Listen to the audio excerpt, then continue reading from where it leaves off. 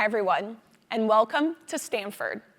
It's easy to forget we're in the heart of Silicon Valley until someone from out of town comes and visits and starts pointing out things we've begun to take for granted. My grandmother just visited me in San Francisco, and she kept marveling at what she called those magic cars that drive themselves around the city, or what others would call self-driving cars or autonomous vehicles. A quick show of hands, how many people here have actually ridden in an autonomous vehicle before? Wow, about half of you, that's amazing. These vehicles are quickly moving from futuristic novelty to an everyday reality. So of course, I had to get my grandmother inside one of them. Now, she's a pretty tech-savvy lady, but she was pretty nervous to get inside one of these cars. But those nerves quickly turned into excitement, and she started videoing the experience. This is us going up one of San Francisco's steep hills, and you see the car is navigating a pretty tricky situation. Pretty impressive. At the end of the ride, my grandmother described the experience as very smooth and overall magical. And her experience is not unique, which is why these vehicles are quickly becoming a part of our transportation system. Not just in San Francisco, but also cities like LA, Austin, Phoenix, and soon Atlanta that are offering robo-taxi services to the public. And if your city doesn't have one yet, it's only a matter of time. And while this technology is super exciting, it's important we consider what role it will play in our broader transportation network. Because transportation is a lot more from going from point A to point B. It's about where we live, how we commute to work, how we spend time, and much, much more. This complexity is why I've always found transportation so interesting. It led to my early career in logistics and my graduate research here at Stanford. And my research shows that autonomous vehicles are already following historical patterns we've seen before. People once doubted if trains were safe for passengers, if planes could ever really fly, or if automobiles could replace horses. But these innovations didn't just succeed, they transformed our world and how we live. History tells us there are three key factors that impact the success of transportation: energy, infrastructure, and access. So today, I'm going to walk us through three different lessons from transportation history so we can learn from mistakes from the past and ensure that we shape a world in which autonomous vehicles benefit us all. So with that, our first lesson: energy drives adoption. So, if you'll all join me in my time machine, we're heading to New York. The year is 1905. Together with a group of well-dressed ladies and gentlemen, we exit a church service onto a crowded city street filled with horse-drawn carriages, horse-drawn wagons, and even some horse-drawn omnibuses. As we step onto the street, we are hit with the unmistakable stench of horse manure. The quantity of manure has turned into a problem so severe, city planners warn our streets will soon be buried under it. Let's leave the past and come back to the better-smelling present. When I reflect on what we just saw, I'm shocked by the amount of horse manure. But I'm also really surprised that 100 years ago, we were using horses as a main form of transportation. It's especially surprising considering that 100 years before that, we were already using steam-powered ships and steam-powered trains to travel all over the world. So why weren't we using steam power to move around our major cities? The answer is that the type of energy matters. There actually was an early version of a steam-powered automobile, but the steam-powered engine was really big and hard to operate, so it never gained wide-scale adoption. So it wasn't until the early 1900s, with the introduction of new automobile models, that we ultimately replaced our use of horses. These models included the electric automobile and the gasoline-powered automobile. That's right. Electric cars were invented over 100 years ago, and they were really popular to begin with. They were quiet, clean, and really easy to drive around town. But they had some limitations. It was hard to charge them outside of major cities, and their battery ranges were pretty limited, which opened the door for gas-powered vehicles. Gasoline is convenient, portable, and increasingly abundant, especially when gas and oil companies joined forces to build a network of gas stations nationwide. Imagine if those stations had been electric charging stations instead. Our world could have looked really different. But instead, we entered a century of gasoline dominance.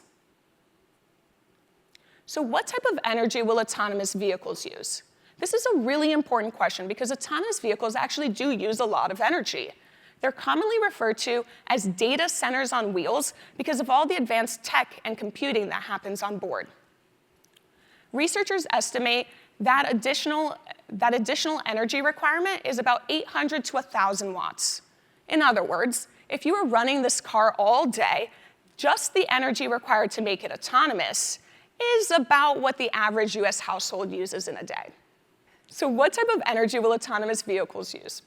We're actually still not sure, but the models today are predominantly electric. This is partially due to local electrification policy, but also because of some technical advantages. All this tech I keep talking about that sits aboard the vehicle runs best on really stable power, which batteries provide. And thankfully, the batteries of today are 10 times better than they were a century ago, which means that the limitations for electric power are less due to technical requirements and more because of infrastructure requirements. In most states, there are more gas stations than there are charging stations, though not all states, so there's hope. Remember, energy drives adoption. So if we ultimately want autonomous vehicles to be electric, it's important we accelerate the building of electric infrastructure. This brings us to our second lesson. Infrastructure lags behind. So, once again, if you'll join me in my time machine, this time we're heading to Boston. The destination is Boston circa 1930. I have good news. That horse manure problem so many cities were facing 30 years ago has been largely resolved thanks to the adoption of gas-powered automobiles. We've traded manure for smog. But let's see what all the hype is about and board a Ford Model T, navigating Boston streets originally designed for horse-drawn carriages. One left turn and we're stuck behind a horse-drawn wagon that stalled behind an electric streetcar that stopped suddenly when some bikes went in front of it. To get away from this jam, we make a right onto a street that's so tight it feels more like an alleyway. It lets us out into a big intersection where horses, automobiles, streetcars, pedestrians, cyclists are all competing for right-of-way. With no clear rules to the road, it's a symphony of urban chaos. Like so many cities not originally designed for automobiles, Boston spent decades updating its infrastructure, and every time it solved one problem, another one came up. In the 1950s, Boston built the Central Artery, an elevated expressway that cut right through the heart of the city. The goal was to reduce congestion, but in just a few years, it became its own source of congestion. So, 40 years later, Boston spent 15 years and over $15 billion to turn the Central Artery into a tunnel system, which is more efficient and reduced a lot of the congestion. It also opened up 300 acres of land. Boston raced to keep up with the latest transportation innovation, and with it, it ended up having to redesign itself twice in half a century. This story is not unique to automobiles. Every major transportation innovation has required infrastructure changes. Ships require deeper harbors, trains require miles of track, and airplanes require airports. So we need to start considering what changes to infrastructure autonomous vehicles will bring. Just like horses and automobiles once shared the road, autonomous vehicles are already on our streets today. But today's infrastructure is not designed for tomorrow's technology, at least not yet. Imagine the road rage of being stuck behind a line of empty autonomous vehicles, each one cruising solo to pick up its next passenger. What happens when robots create traffic jams? Should autonomous vehicles have their own lanes, or will that actually be unfair to all the other vehicles on the roads? We can start planning today for the pressure autonomous vehicles will put on our infrastructure. Let's take parking as an example. In an autonomous vehicle, you can simply hop out at your destination and the car can go park itself, or ideally go pick someone else. Imagine the acres of city center parking that could be freed up, alleviating space for green spaces, housing, shops.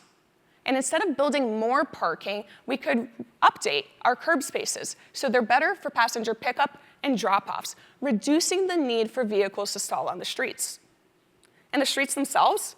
Imagine pulling up to an intersection where the car and the lights and even the pedestrians are able to communicate in real time. No more clunky stop-and-go traffic, just a seamless smart system that moves everyone. Remember, infrastructure will always be playing catch-up to technology. And unlike tech that can quickly iterate, infrastructure is slow and takes time to build. And if you ever do want to change it, it's really expensive and really hard to do so. There are no simple answers, which is why we need to start planning today. This brings us to our third lesson. Access has trade-offs. So, you all know the drill now if you'll join me in my time machine. But this time, we're trading skyscrapers for sunshine. We're heading to Los Angeles. The year is 1932. It's the Summer Olympics. Together with a group of spectators, we hop aboard one of LA's iconic electric streetcars. These are also called trolleys or trams. We're heading to Santa Monica to watch the beach volleyball match. We gaze out the window and see one of the world's most extensive electric streetcar networks. With over 1,000 miles of track, it is bigger than today's New York City subway system and Bay Area BART system combined. But in just 30 years, that entire system was dismantled in favor of highways, part of the national shift towards automobiles. Fast forward to today, and LA is now infamous for its gridlock traffic. Ahead of the 2028 Olympic Games in LA, the city is now spending billions to rebuild its public transportation system. The goal is to reduce congestion and to reconnect areas that became transit deserts. LA offers a cautionary tale of a city now spending billions to rebuild the infrastructure it once had. Remember, transportation is about everything from where we live to how we commute to who we see.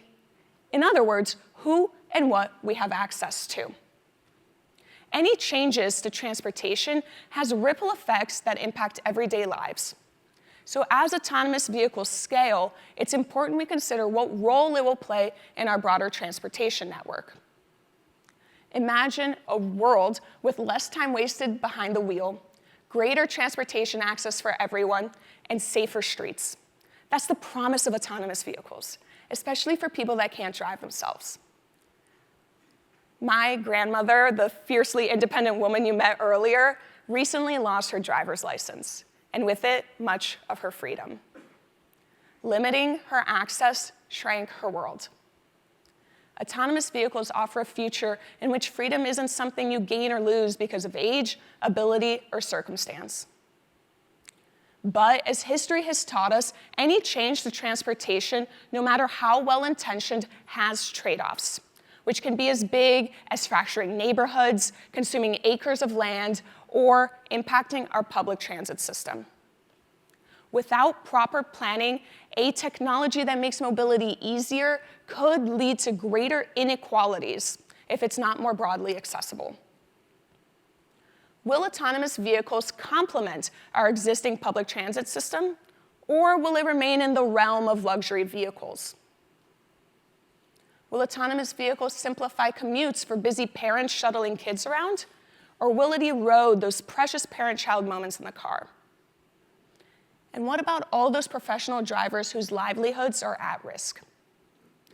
I won't pretend to know the answer to these questions, but as history has taught us, access has trade-offs. So it's important that we balance our excitement for new technology with a sober assessment of who they serve. I hope you've enjoyed traveling through time and learning how transportation has changed our world. Autonomous vehicles stand at a crossroads. With proper planning and policies, they offer the opportunity for a cleaner, safer, and more accessible future. My request to you all is that the next time you ride any vehicle, you ask yourself these three questions. Energy drives adoption, Infrastructure lags behind, and access has trade-offs. Because at the end of the day, these aren't just historical lessons, these are prompts urging us to shape the future we want. So, for one last time, if you'll board my time machine, but this time we're heading to the future. The year is 2040, right here in this auditorium. This time, when I ask the audience how many of you have ridden in an autonomous vehicle before, every hand in the room goes up. In this version of the future, the air is cleaner thanks to electric fleets.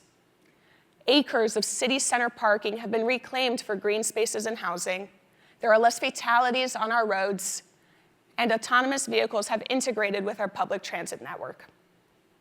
Is this version of the future reality? History tells us it will not happen by accident. It will happen because people like us recognize that technology alone does not shape our future. Our choices do. Thank you.